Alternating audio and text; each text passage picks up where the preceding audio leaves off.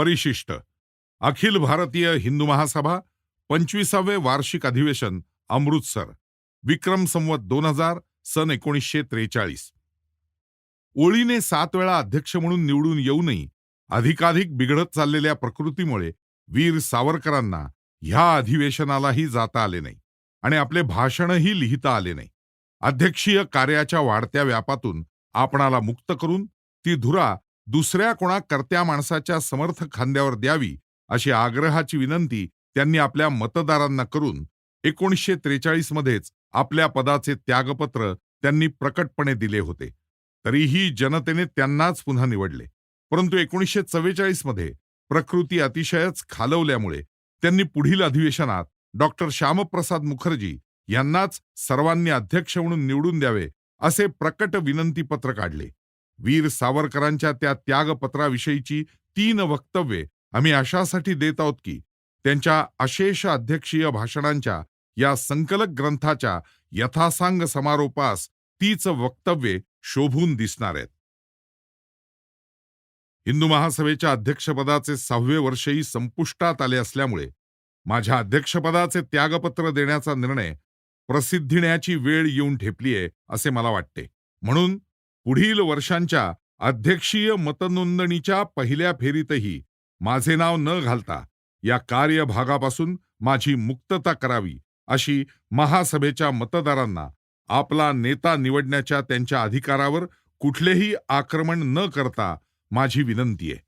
सतत 6 वर्ष अध्यक्षपदाची धुरा वाहताना पडलेल्या कामाच्या ताणामुळे माझ्या प्रकृतीवर जो पुढे न झेपण्या इतका ताण पडलेला आहे आणि दुसरे म्हणजे माझ्या पूर्वीच्या त्यागपत्रांच्या वेळी काढलेल्या पत्रकावरून हे दिसून येईल की आता मी स्वतःच पुढे येऊन आपल्या समर्थ सहकाऱ्यांपैकी कोणास तरी पुढील वर्षासाठी हिंदू महासभेचा अध्यक्ष म्हणून निवडण्यात मतदारांना सहाय्य करावे असे मला वारंवार वाटत आले आहे.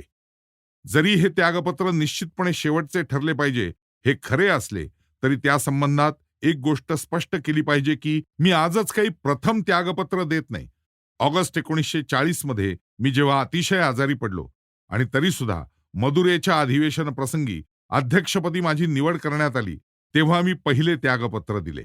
परंतु अखिल हिंदुस्थानातील हिंदू संघटनी लोकांच्या बलवत्तर आणि प्रेमळ आग्रहामुळे आणि विशेषतः मदुरेच्या स्वागत समितीने आपण त्यागपत्र मागे घेतले नाही तर अधिवेशन यशस्वी होणे अशक्य आहे असे आग्रहपूर्वक लिहिल्यामुळे मी 4थ्या वेळीही अध्यक्षपद मान्य केले आणि अक्षरशः खाटेवर घालूनच मला अधिवेशनास न्यावे आणावे लागले.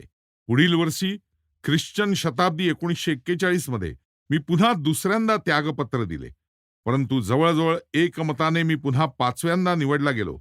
याच वेळी भागलपूर प्रकरण उद्भवले आणि हिंदुत्वाचे संरक्षण करण्यासाठी आपल्या ठिकाणी मी स्वतःच ठामपणे उभे राहणे हेच माझे कर्तव्य आहे असे वाटले.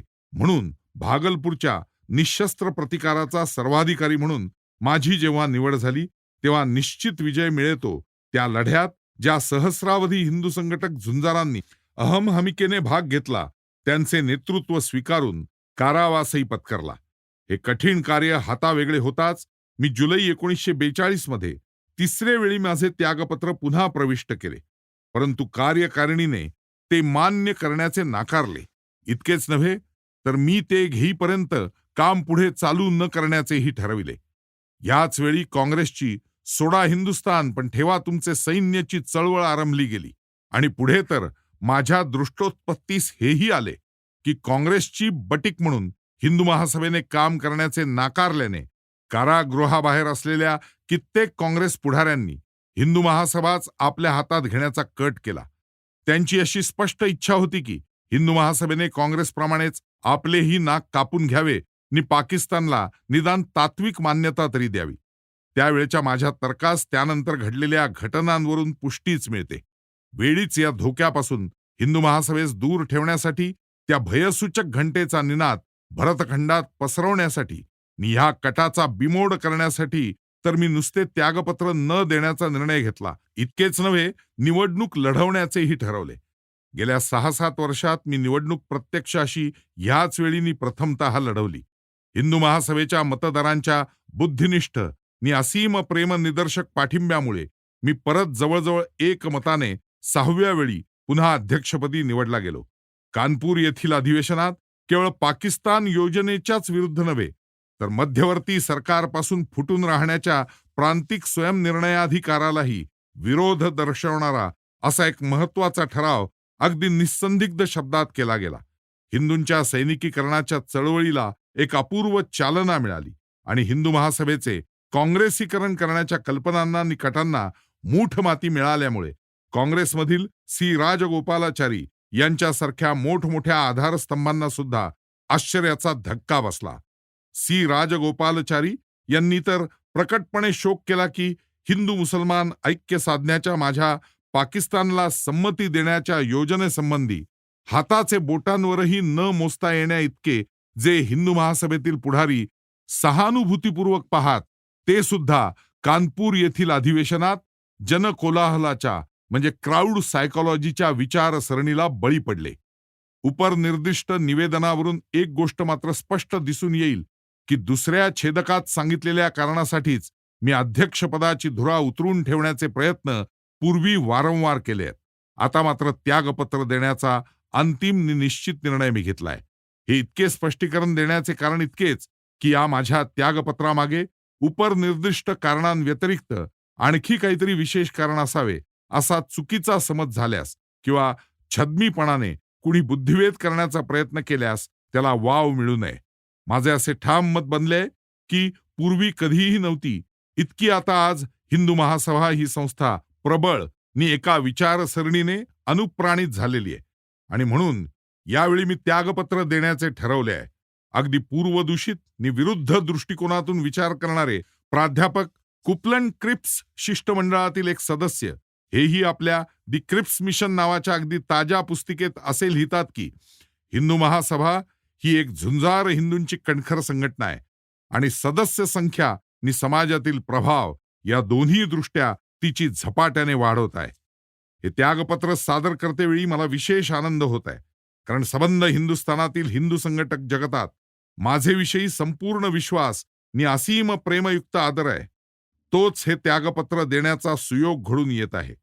गेल्याच महिन्यात माझ्या 61व्या वाढदिवसानिमित्त झालेल्या समारंभात ज्या माझ्या लक्षावधी देशबांधवांनी नि धर्मबांधवांनी भाग घेतला, हिंदुस्थानभर नगरातून नि खेड्यातून झालेल्या सहस्रावधी सभा, स्थानिक विधिमंडळे, समित्या नि वाङ्मयीन धार्मिक संस्था यांनी दिलेली मानपत्रे, हिंदू महासभेचे अधिकृत सभासद नसलेल्या नि असलेल्या अशा अनेक थोर हिंदू पुढाऱ्यांचे शुभचिंतनपर संदेश, राष्ट्रातील प्रमुख नियतकालिकांचे विशेषांक नि वृत्तपत्रांचे अग्रलेख या सर्वांचे द्वारा मी हिंदुत्वासाठी केलेल्या अल्पस्वल्प सेवेची प्रशंसा भावना उचंबळविणाऱ्या अशा प्रेमळ शब्दात व्यक्तविली आहे आणि माझे ठाई नि मी सांगत असलेल्या हिंदू तत्वज्ञानाचे ठाई असीम विश्वास नि त्यांचे भविष्याविषयी दुर्दम्य आशा असल्याचे त्यांनी आश्वासन दिले आहे.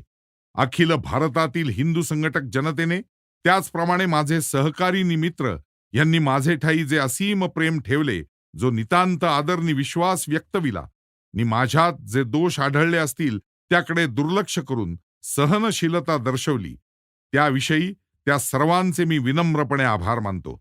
जरी मी अध्यक्षपदाचे त्यागपत्र दिले तरी हिंदू महासभेच्या सर्वसाधारण सैनिकांमध्ये एक पाईक म्हणून उभा राहून हिंदुत्वाचे प्रगतीसाठी उभारलेल्या आंदोलनातून मनपूर्वक सेवा करत राहीन हे उच्चारून सांगण्याची आवश्यकता आहे असे मला वाटत नाही.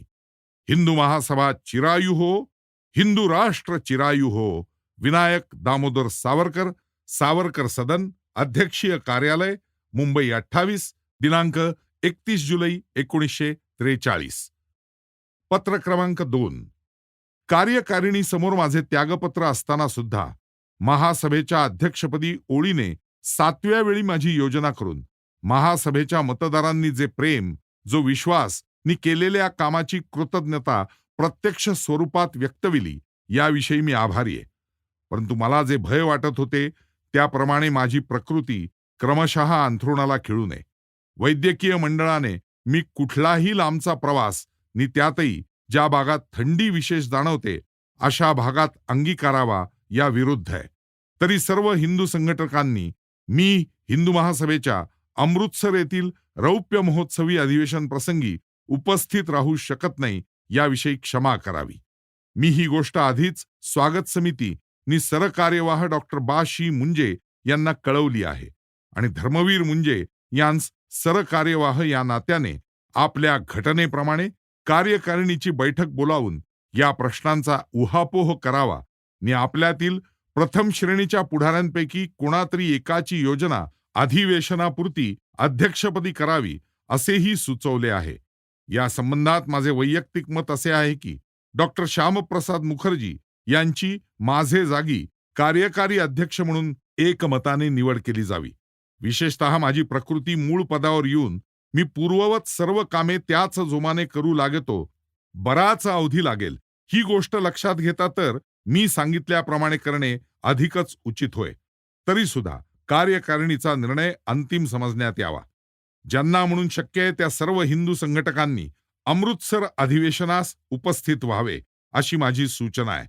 अमृतसर येथील स्वागत समितीने हे रौप्य महोत्सवी अधिवेशन यशस्वी करण्यासाठी लागणाऱ्या अगदी बारीक सारीक गोष्टींपैकी एकही गोष्ट करावयाची बाकी ठेवली नाही. माझ्या प्रकृतीच्या अशा परिस्थितीत या ठिकाणी या अधिवेशनाला विशेष असे महत्त्व का प्राप्त झाले आहे आणि हिंदू राष्ट्राच्या मानसिक अवस्थेमध्ये झालेल्या अपूर्व क्रांतीचे अपूर्व असे निदर्शन करण्यासाठी त्या रौप्य महोत्सवाच्या अधिवेशनात अखिल हिंदू ध्वजाखाली अखिल हिंदू मात्रांनी एकत्रित येणे कसे आवश्यक आहे त्याचे विस्तृत विवेचन करणे याहून शक्य नाही.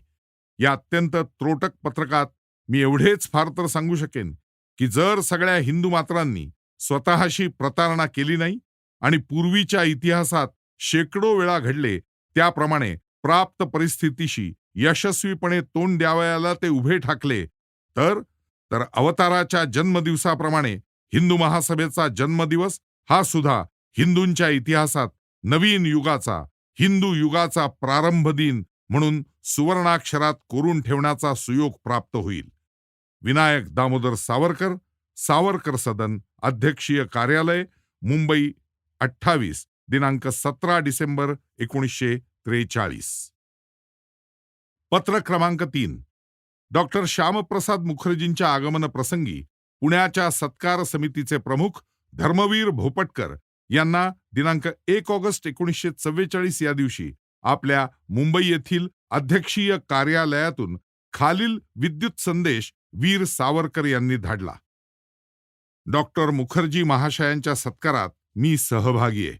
त्यांनी केलेली असीम सेवा, मध्यवर्ती सरकारातून फुटून निघण्याच्या प्रांतिक स्वयंनिर्णयाचा त्यांनी आत्ता केलेला तीव्र निषेध आणि हिंदुस्थानच्या विच्छेदीकरणाला विरोधण्याचा त्यांनी व्यक्तविलेला निश्चय याविषयी हिंदू मात्र कृतज्ञ आहे. आज हिंदू राष्ट्राच्या हाती सर्वोच्च सन्मानाचे जे एकच प्रतीक उरले आहे असा हा हिंदू महासभेच्या अध्यक्षपदाचा काटेरी मुकुट पुढील अधिवेशनात त्यांचे शिरावर ठेवला जावो अशी माझी वैयक्तिक इच्छा आहे. विनायक दामोदर सावरकर. हिंदू धर्म की जय, हिंदू राष्ट्र की जय.